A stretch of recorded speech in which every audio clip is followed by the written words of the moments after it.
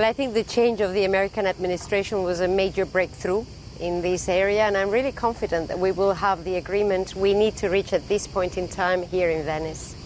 Do you think the Irish will finally compromise at this minimum tax rate of 15%? Well, I mean, today we're in the G-20 context, and this is the context in which we need to reach an agreement. Then we will start the negotiations in the European Union.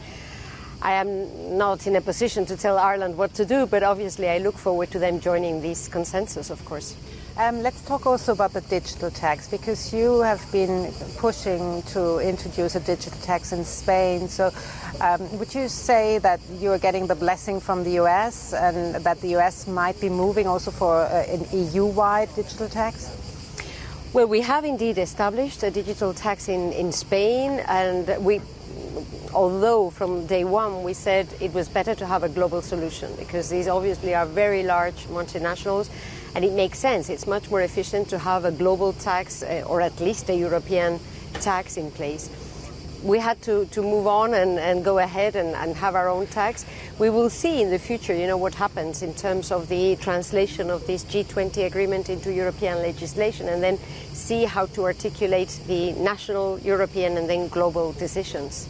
How fast do you think can things move? Because sometimes it feels that Europe needs so much processes until things are really getting done.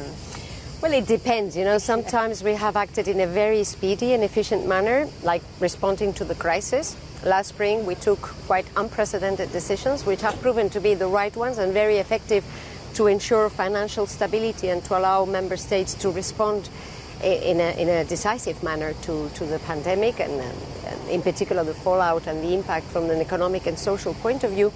Some other issues have taken many years. In the tax area, normally progress is much slower because of unanimity.